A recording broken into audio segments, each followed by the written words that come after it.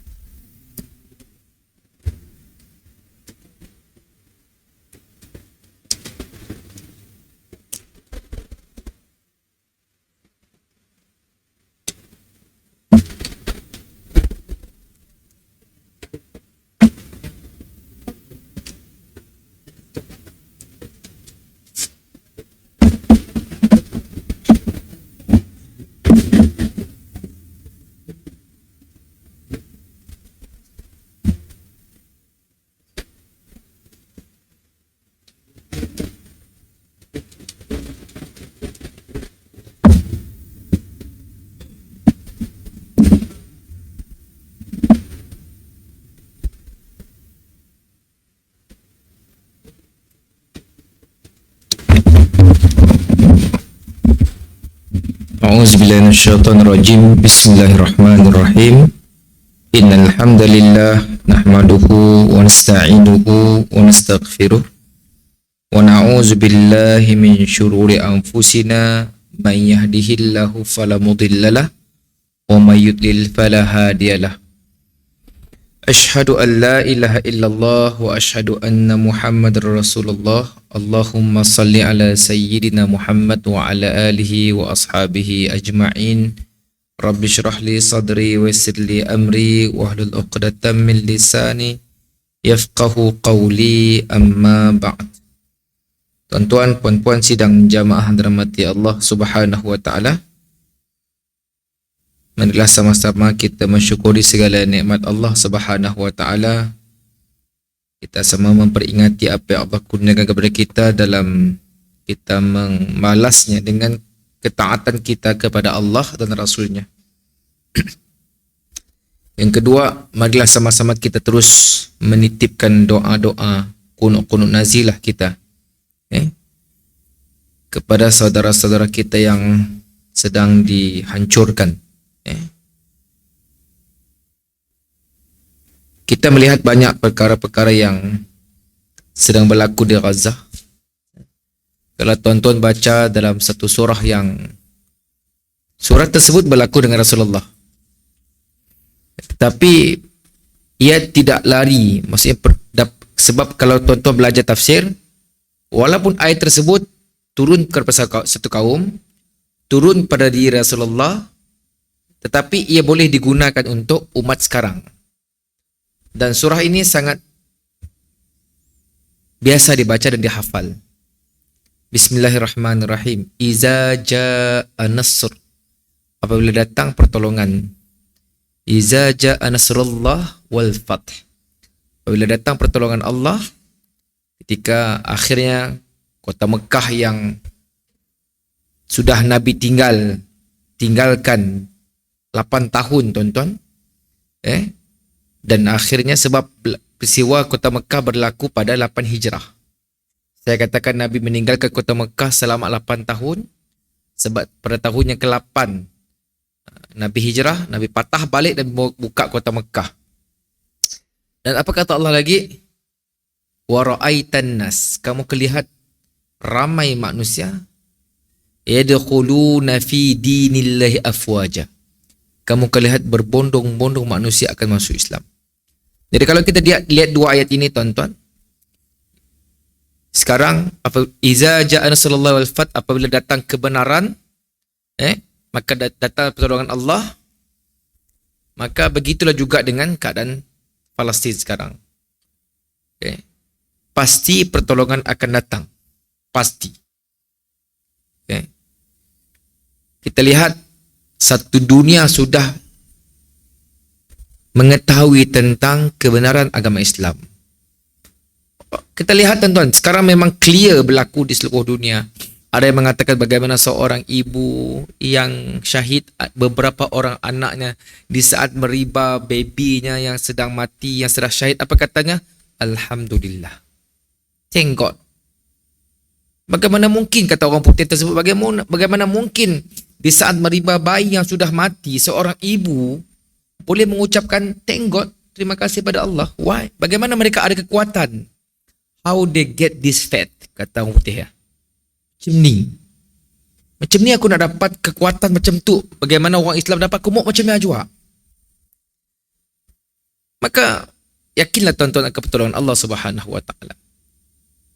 Iza ja'a nasrullah wal fath wa ara'aitana sadkhuluna fi dinillahi afwaja fasabbih bihamdi rabbika wastaghfir.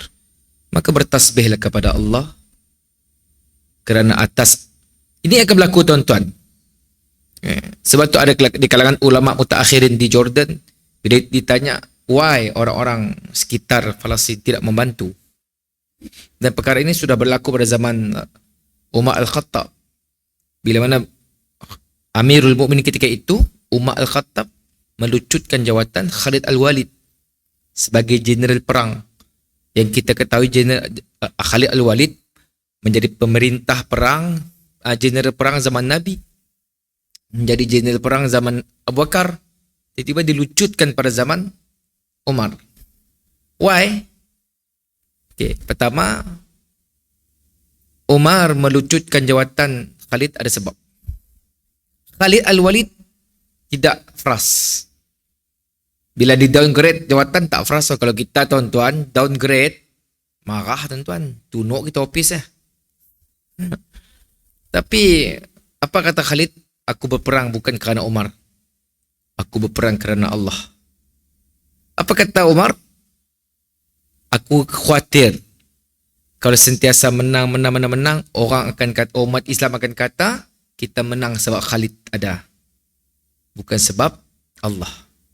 Dan begitulah jawapan Syekh yang di Jordan melalui percakapan seorang ustaz, seorang doktor yang pernah belajar di Jordan. Bila ditanya soalan kepada seorang Syekh, orang-orang Palestin akan mengatakan hasbunallahu wa ni'mal wakil. Itu betul tuan-tuan. Pertolongan akan datang daripada Allah. Tetapi jangan lupa, pada zaman Nabi SAW ada juga sahabat-sahabat yang rasa bilalah Allah nak datang bantu. Kan? Ditekan kan? 13 tahun ditekan. Maka Allah sebut fastaghfir. Mintalah keampunan pada Allah SWT. Semoga apa yang sedang berlaku di Palestin tuan-tuan mengingatkan kita betapa dekatnya Allah dengan kita, dan pastilah satu masa kelak akan datang kemenangan, insya-Allah. Kita baca dulu sikit. Kita dah baca sedikit hadis yang kelima. Kita dah baca siapa Aisyah radhiyallahu anha. Kita dah baca sedikit apakah beberapa pujian tentang Aisyah, keistimewaan hadis, dan apa beberapa pandangan ulama tentang hadis ini. Kita baca terlebih dahulu semula hadis ini dan kita lihat Al-Hajjun Nabawi, ataupun bagaimana kita mengambil manfaat ataupun faedah daripada hadis ini.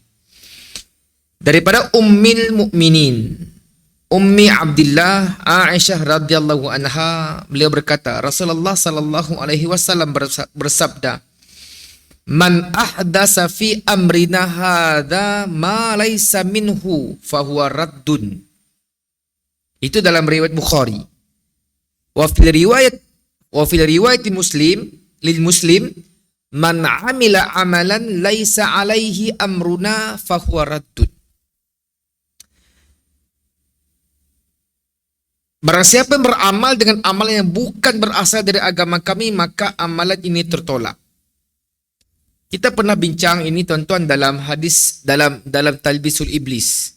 Kalau tak silap bab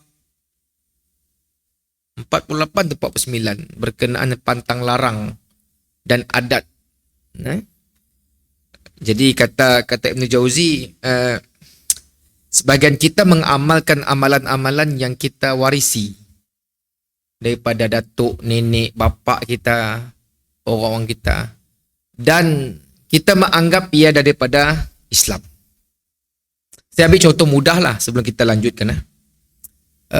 Dalam bab sembahyang. Bila kita beri salam. Macam ni orang Melayu beri salam. Siapa boleh beri contoh? Macam ni.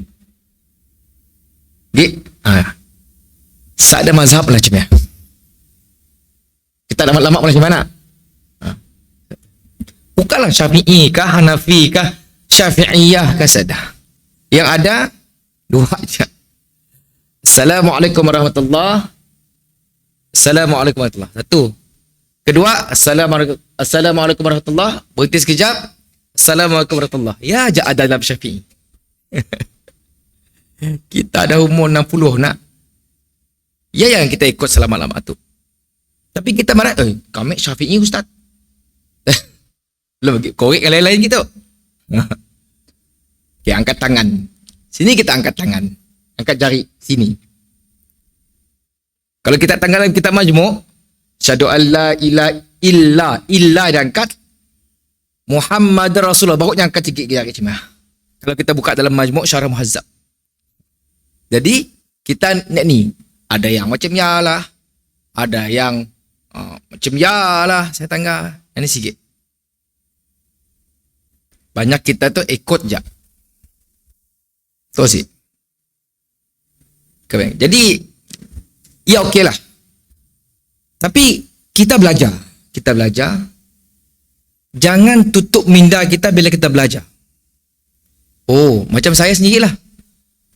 Saya betul lah kata Ibn Jauzi. Kita mewarisi agama daripada keluarga kita.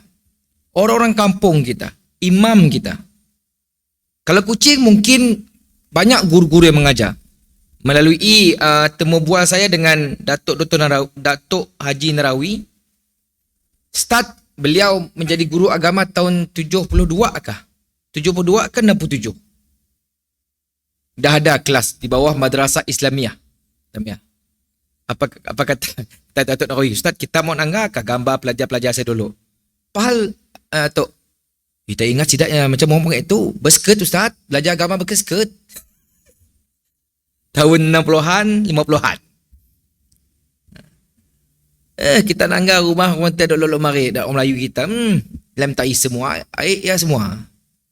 50-an, 60-an. Cerita dengan saya anak. Jadi kita akui amalan keagamaan kita mau risik dari keluarga. Saya pun sama. Kan? Bila bapa saya salat, bila duduk antara dua sujud, kaki macam anak orang tua kita. Jadi saya ikutlah. Dan biasa belajar, oh, yang betulnya kaki sebelah kanan ditegakkan. Jadi saya tanya, kenapa bapak saya malah buat begini Ustaz? Jadi Ustaz tanya lo, macam ni keadaan bapak kita gitu tu, oh, besar badan. Sebab badannya besar. Tapi kalau ikut yang sunnah begini. Tetapi itu dalam perkara sunat hay'ah, bukan rukun. Okeylah. Ada sebab, bukan sengaja nak ngubah. Kalau sengaja nak menyelisihi, cerita lain. Dan yang ketiga, tuan-tuan, secara umumnya kita cuba mengasimilate amalan-amalan yang kita dalam budaya kita, diserap kita dengan disulami dengan amalan-amalan keagamaan. Contohnya dalam adat-adat yang bertentangan dengan agama. Disulam kita dengan agama, diberi kita nafas agama. Kalau tuan-tuan sebut sikit-sikit satu persatu adat dalam perkahwinan, ketika mengandung, ketika mengebumikan jenazah. Saya pernah banyak saya jumpa lah. Ketika selepas mengebumikan jenazah, saya pernah satu kes, saya follow satu upacara bila mana jenazah tersebut disalah kebumikan. Beliau Islam tapi dikebumikan dalam perkuburan Kristian. Saya follow lah pergi. Bila dah nak balik, datang ketua penggali, apa katanya? Mana yang dengan kubur tadi, lepas tu tunuk semua baju kita. Ish, ada dahsyat juga amalan tu, main tunuk baju saya kata. Tu ya, tu petua agama orang. Musik lah. Ada semananya kau tak pulang lah. Oh. Sadar agama ngajar cimai tuan-tuan. Betul sih, perkara begini disebarkan dan diletakkan bin pada agama. Belum bercerita tentang perkara lain. Masuk Islam, wajib tukar nama. Siapa madah? Lepasnya, masuk Islam, nama bapa mesti Abdullah. Siapa madah? Nah. Lepas saya masuk Islam, hadiah baju Melayu. Kawan Iban ambil baju Melayu ni yang mau. Perlu baju tutup aurat. Datang kawan kita, Acong bin Aceng. Islam ni nak. Jika dia pakai kain plekat, mestinya pakai baju congsam. Kita nangga, kita marah, apa hal tu pakai congsam? Sebab kita ingat Islam mesti pakai baju Melayu. Tak sih? Ya pun sama juga. Ada pakaian Islam saja, tuan-tuan. Ada makanan non-Islam. Dan seterusnya. Ya sebagai mukadimah untuk kita buka minda kita. Belum kira lagi suatu yang kita create ibadah. Simpan betul-betul dalam minda kita, tuan-tuan. Dalam ibadah, perkara pertama yang kena ingat adalah tawakuf. Tawakuf itu berhenti. Apa maksud berhenti? Sehingga ada dalil, mana boleh, bawa molah. Baru laksanakan. Okay? Kita lihat apa perbincangan disebut oleh Dr. Zulkifli Al-Bakri daripada kitab Arba'in An-Nawawi ini. Pertama beliau menyebut, kalau tuan-tuan baca sikit buku oleh Dr. Al-Qardawi menyebut tentang inovasi. Dalam bahasa kita bid'ah lah, benda baru. Okay? Dan diambil terbaik penjelasan tentang perkara baru dalam agama tu adalah daripada Syatibi. Tuan-tuan dengar. Apa tu antaranya ada banyak maksud, tetapi maksud terbaik yang sangat dekat dengan apa yang dilarang oleh Nabi adalah ini. Ingat tuan-tuan definisi perkara baru dalam ibadah menurut Imam Syatibi. Tariqatun fid din mukhtara'ah. Satu jalan dalam agama yang direka, yang dibuat-buat tanpa dalil. Satu jalan dalam agama yang dibuat-buat without, tanpa dalil. Tudahi syar'iyah yuqsadu bisuluki alaihal mubalaghah. Yang menyerupai syariat ajaran Islam. Macam sama dengan apa yang Nabi dah buat. Yang dimaksudkan ketika itu fit ta'abbudillahi subhanahu, yang dimaksudkan ketika menempuhinya adalah untuk berlebih-lebihan dalam beribadah kepada Allah Subhanahu wa taala. Saya sebut sekali lagi. Suatu jalan dalam agama yang dibuat-buat tanpa ada dalil yang menyerupai syariat ajaran Islam, yang dimaksudkan ketika menempuhnya adalah untuk berlebih-lebihan dalam beribadah kepada Allah Subhanahu wa taala. Kita lihat apa yang Nabi dah ajar, kita buat sesuatu yang lain lebih kurang macam Nabi buat, dan dengan harapan kita dapat pahala lebih. Macam mana maksudnya? Saya beri beberapa logik, tuan-tuan. Adakah Allah akan beri kita pahala pada benda yang kita coba olah dan minta pujian? Yang kedua, kalau kita buat juga seperti ini, adakah kita tidak berpuas hati dengan apa yang Nabi dah ajar? Yang ketiga, bagaimana kita nak berdepan dengan Nabi SAW kelak di Haudul Kautsar? Apa kata Jibril? Ketika dia menghalang manusia daripada minum Haudul Kautsar, air telaga tersebut, ya Rasulullah, engkau tidak mengetahui apa yang mereka lakukan pada agamamu setelah kewafatanmu.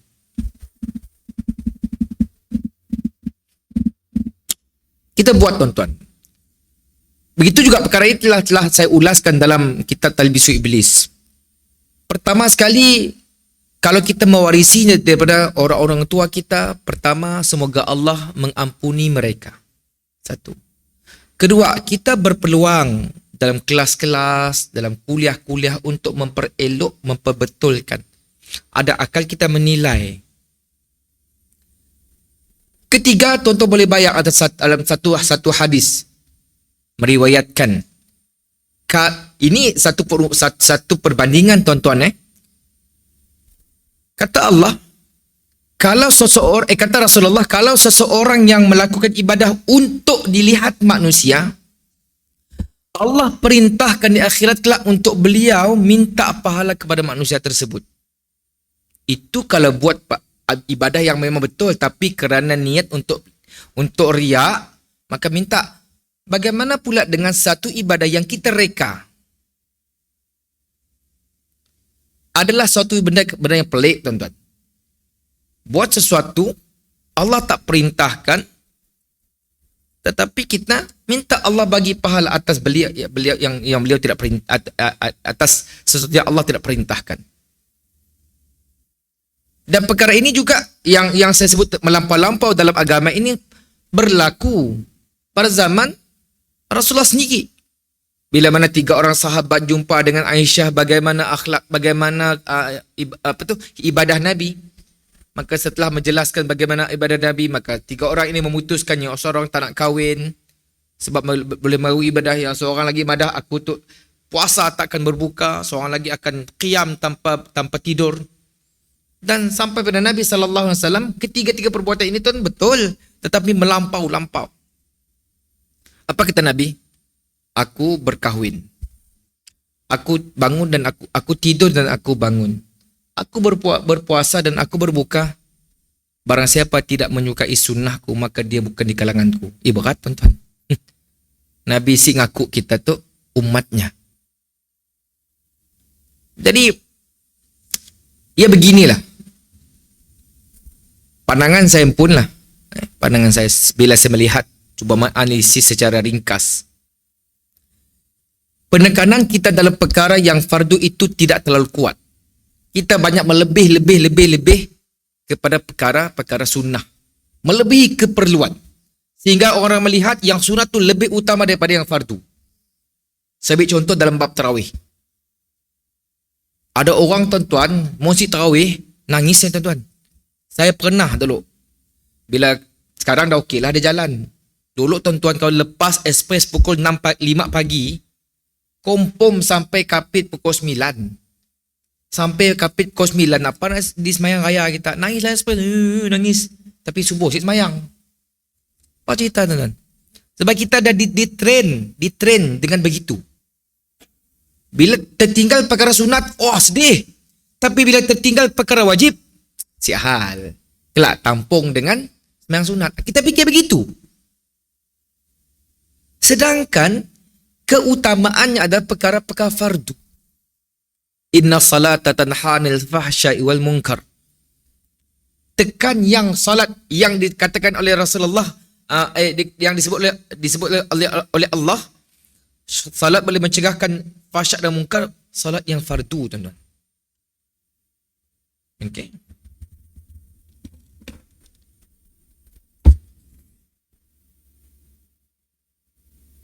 Saya sebut lagi, saya nukil lagi satu pandangan Imam Musyatibi dalam tadi perkara baru dalam ibadah.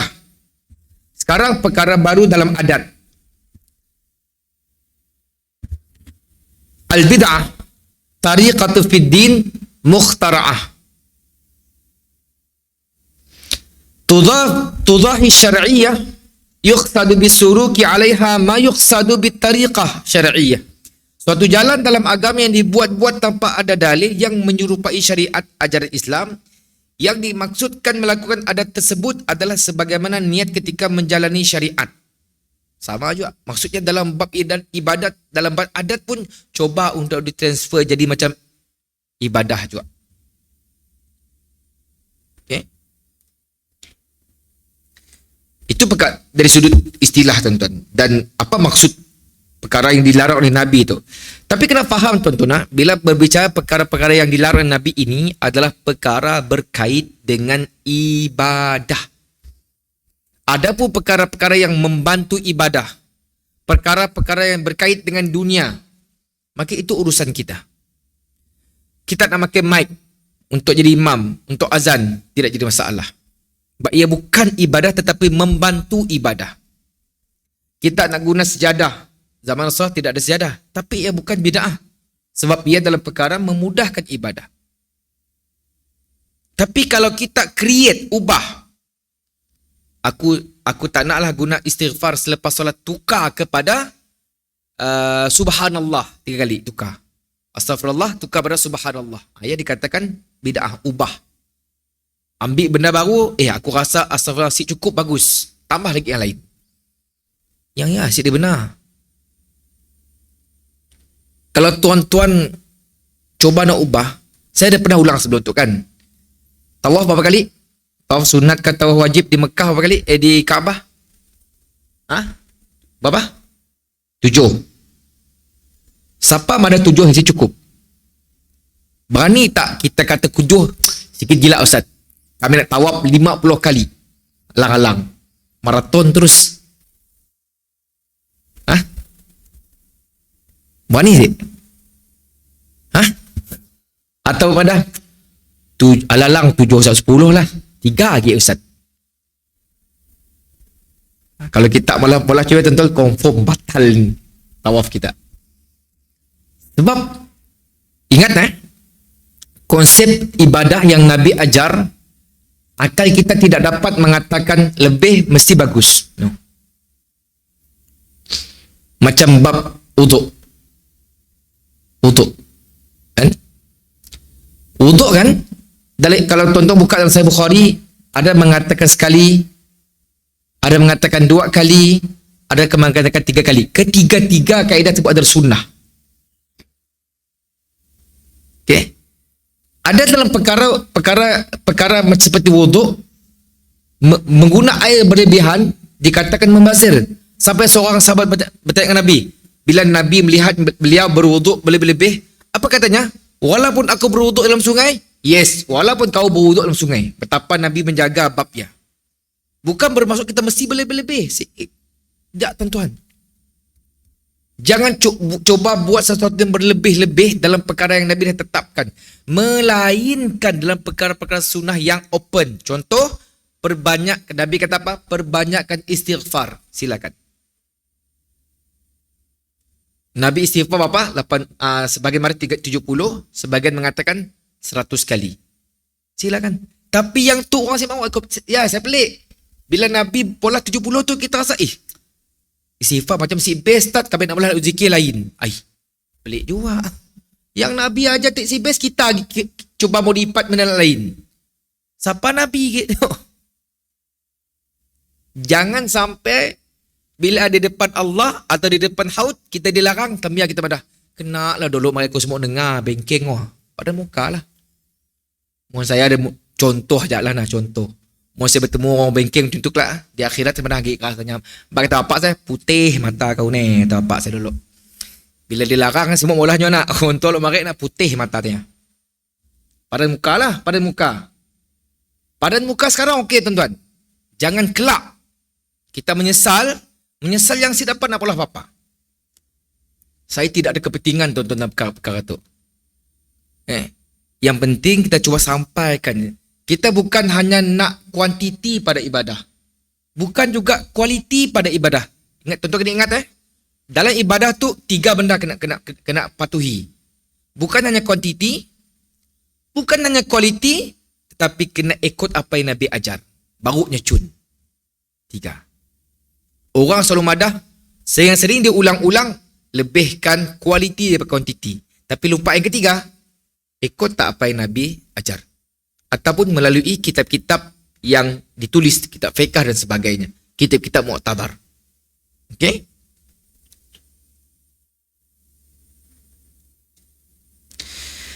Menurut Syekh Abdul Rahman As-Sa'di, beliau ni seorang, ada tafsir dibuat yang tenas, tafsir As-Sa'di.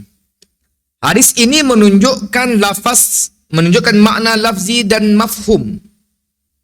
Secara lafzi, hadis ini menunjukkan segala amal perbuatan yang diada-adakan dalam urusan beragama yang tidak ada dasarnya dalam Al-Quran maupun sunnah akan ditolak. Bid'ah mungkin dalam bentuk perkataan atau fahaman seperti Jahmiyah, Rafidah, Mu'tazilah, ataupun berbentuk bid'ah-bid'ah amaliyah seperti melakukan ibadah yang tidak disyariatkan oleh Allah dan Rasulnya. Manakala makna mafhum ini, hadis ini adalah siapa saja melakukan amalan berdasarkan ajaran Allah dan Rasulnya, sama ada yang wajib, sunat, maupun mustahab, amalannya diterima Allah dan diberi balasan olehnya. Itu yang difahami kita dengan hadis ini, tuan-tuan. Yang ketiga, Imam Syafi'i berkata, apa yang diada-adakan dan menyanggahi Al-Quran, sunnah, ijma' atau asar, maka ia adalah bid'ah yang menyalahi. Tidak ada dilakukan oleh para salaf. Tidak ada persepakatan di kalangan para ulama atau ulama muktabar dan perkhabaran-perkhabarannya benar. Manakala perkara baharu yang baik yang diwujudkan dan tidak menyalahi semua itu, maka ia adalah bid'ah yang terpuji. Namun kata-kata sebagian ulama terkemudian apa yang disebut oleh Imam Syafi'i ini ada dikaitkan dengan perkara-perkara yang tidak ada kaitan dengan agama. Yang keempat, Ibnu Daqiq Al-Aid berkata, adapun perkara-perkara yang merupakan cabang daripada persoalan dasar yang tidak terkeluar daripada sunnah tidak tercakup dalam hadis ini. Dengar, jangan kadang-kadang kita kata biar dengar satu persatu, jangan terus nak marah. Ya. Contohnya penulisan Al-Quran dalam bentuk mushaf atau adanya mazhab yang berasal daripada pandangan baik para fuqaha mujtahidin yang mengembalikan perkara-perkara cabang kepada usul yang tidak lain adalah kata-kata Rasulullah dan perintah baginda. Maka ini tidak tercakup dalam apa yang Nabi larang. Terkeluar. Maka tidak jadi masalah nak kumpul Quran. Sebab tuan-tuan lihat ketika awalnya, ketika selepas perang Yamamah, ramai sahabat yang meninggal, terutama yang hafid Quran, maka Umar mencadangkan kepada Abu Bakar untuk kumpul Quran. Kita ingat Abu Bakar tu sahut kah? Si berani, tuan-tuan. Puas Umar memujuk, memberi penjelasan why kena kumpul Quran. Ia bukan kategori ibadah, tetapi ia membantu ibadah. Akhirnya setuju. Bukan mudah Abu Bakar nak maulah sesuatu yang Nabi siap maulah. Dia berani, tuan-tuan. Walaupun Nabi dah wafat, beliau dah pegang tampuk kuasa. Sebab kuasa yang berkaitan dengan agama. Begitu juga dalam memutuskan hukum. Abu Bakar tidak mudah-mudah untuk memutuskan tanpa ada pengesahan daripada sahabat-sahabat yang lain. Tapi berbeza dengan kita sekarang. Kadang-kadang mungkin iman kita tidak sekuat atau semantap iman para sahabat yang terdahulu. Takut mereka dengan Allah, tuan-tuan. Si tahu nak katalah.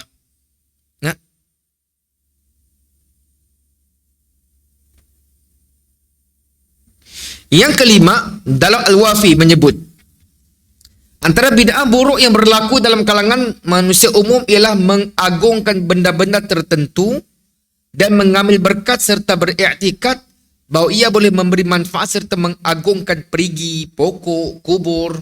Pun sama. Itu yang antara yang dalam kitab Al-Wafi, antara bid'ah yang teruk lah. Saya tambah yang satu, tuan-tuan. Dalam bab tawakal. Dalam pemikiran manusia, kita ada dua jenis pemikiran ekstremis dalam bab tawakal. Pun saya boleh katakan kategori bid'ah juga. Yang satu, mereka terlalu meletakkan semuanya pada Allah. Sehingga kan mereka tidak mau berusaha. Hanya sekadar doa sahaja. Bila nak exam, tak perlu belajar, tak perlu apa. Kita buat solat hajat, minum air yasin, cukup. Sampai pergi haji, pergi umrah, sampaikan doa supaya anakku lulus. InsyaAllah, serah 100%. Itu adalah kesalahan yang fatal. Yang kedua, ekstremis juga bila tidak meletakkan langsung Allah pada usahanya. Semuanya daripada diri sendiri pun ekstremis. Tapi yang sepatutnya adalah ia ada, kita buat, kita akan dapat hasilnya, selebihnya kita serah pada Allah Subhanahu. Itu yang sepatutnya. Jadi ini juga turut difahami dalam konteks agama. Sebab kita sering melakukan perkara-perkara yang tidak diajar dalam agama. Serah 100% dengan Allah. Okay, kita beri laluan dengan azan isyak. Lepas kita sambung, tuan-tuan.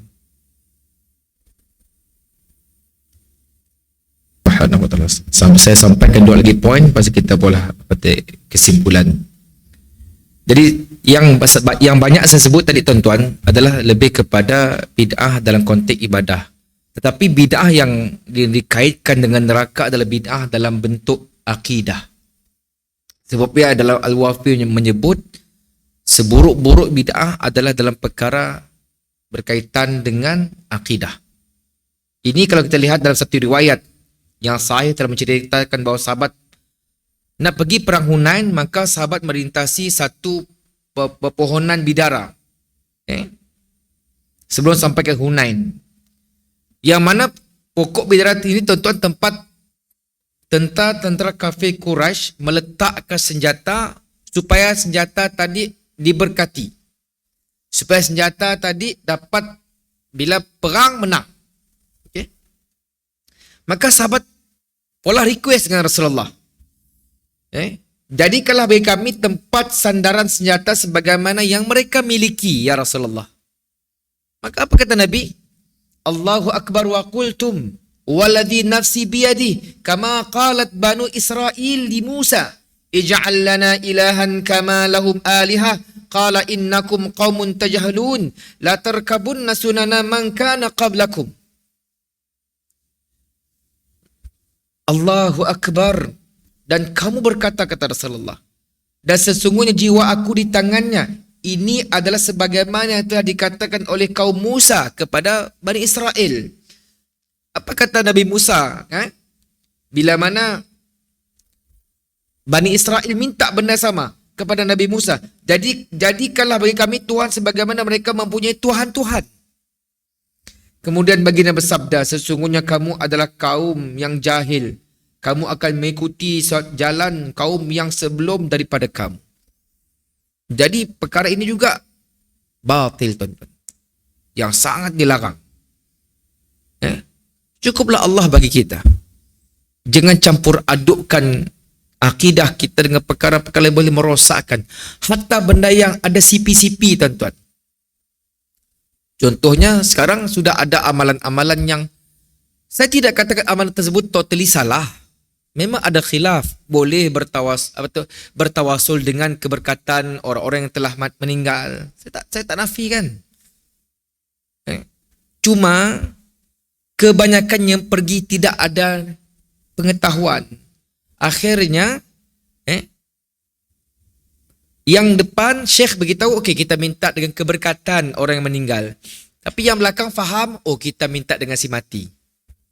Akhirnya lain-lain akan menyebarkan. Last. Bila Syekh dah balik, Ustaz dah sedar, jom kita pergi kubur. Lama-kelamaan berkembang. Last, rosak bangsa. Okay. Dan saya tutup poin yang terakhir, tuan-tuan. Okay. Kami nukilkan dari sebuah buku yang dikaryakan oleh Abdullah Siddiq Al-Ghumari rahimahullah, antara lain berkata, sesiapa yang mengadakan sesuatu yang baru dalam urusan kami yang ia bukannya dari urusan kami, maka ia tertolak. Maka ini membawa maksud perkara baru itu ada 2 jenis, katanya. Dengar. Yang pertama, yang bukan daripada agama ini seperti perkara yang bercanggah dengan kaedah dan dalil agama, maka ia adalah tertolak. Inilah yang dimaksud dengan bid'ah sesat. Jadi ini, tuan-tuan, kita lihat pandangan yang sangat ringan. Okeylah. Sebab saya sih menukilkan pandangan yang agak ketat. Kalau pandangan ketat, tuan-tuan, contohnya kalau nak ibadah salat, mesti nas kait dengan salat. Zikir mesti kait dengan zikir. Tapi apa disebut oleh Abdullah Siddiq Al-Ghumari, selagi ada nas, okey. Yang sadar, jangan langsung. Dah buat, baru cari. Contoh, antara tuan-tuan, antara. Barang siapa yang membaca surah Al-Ma'un 3 juta kali hari Jumaat, insya-Allah kita akan dapat rezeki yang berlimpah-limpah. Orang kita suka barang macam tu. Tapi sadar dia ajaran Nabi, tuan-tuan. Siapa yang nak dapat anak, yang sebenarnya dapat anak, bacalah surah Yasin 75 juta kali. Maka akan dapat anak. Sadar, tuan-tuan. Tidak ada. Dan perkara ini disebar dan orang kita suka. Sangat suka. Sangat suka. Yang Nabi kata, siapa beristighfar 70 kali, 100 kali, yang orang semua mula. Yang Nabi aja kita tak nak buat, tapi yang orang lain selain daripada Nabi aja kita nak pula. Pelik nak? Okay. Yang kedua, kata Abdullah Siddiq Al-Ghumari, yang termasuk dalam agama ini dan disokong oleh prinsip agama atau disokong dengan dalil, maka ia adalah betul dan diterima. Dengar betul-betul.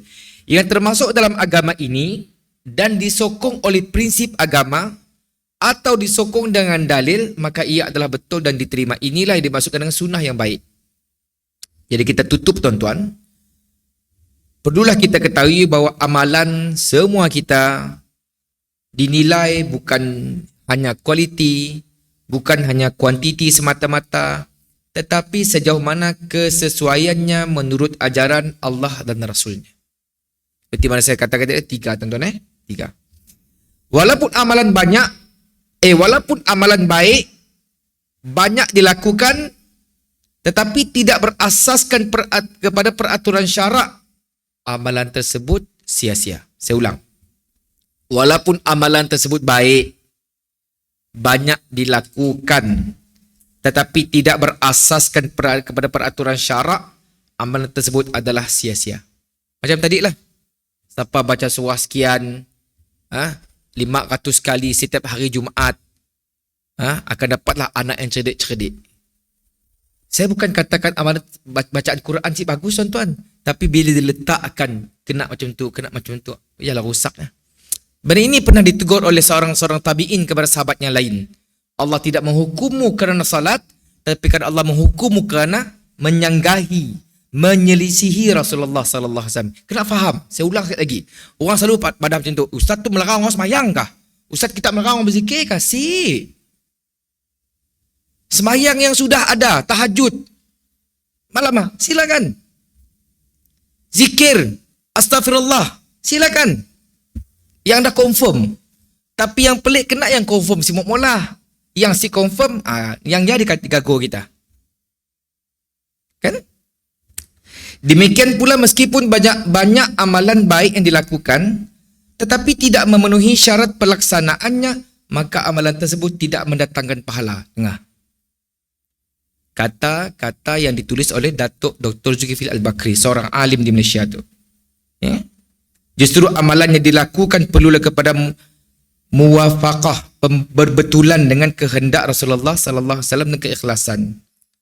Jadi tuan-tuan yang Allah Subhanahu wa taala, apa yang disampaikan tidak lain dan tidak bukan supaya kita sentiasa menjaga diri kita. Saya tidak ada kepentingan, tuan-tuan. Bukan kerana wang seguh hati saya sanggup menyatakan benda-benda yang tidak disebut oleh Allah dan Rasulnya.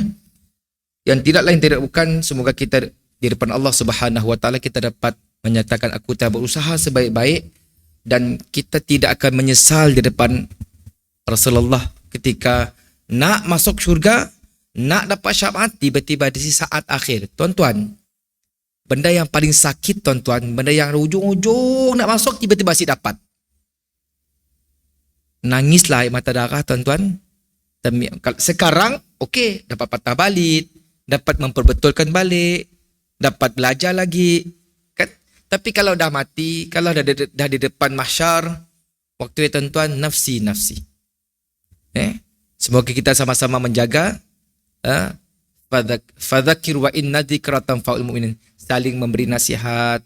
Saya bukan nak mengajar, tuan-tuan, ada yang di kalangan saya itu lebih alim, ada yang lebih tua daripada saya. Saya sekadar menyampaikan atas sedikitnya ilmu saya, dan saya meyakini apa yang ada di depan saya itu ada yang lebih alim daripada saya. Wallahu ta'alam.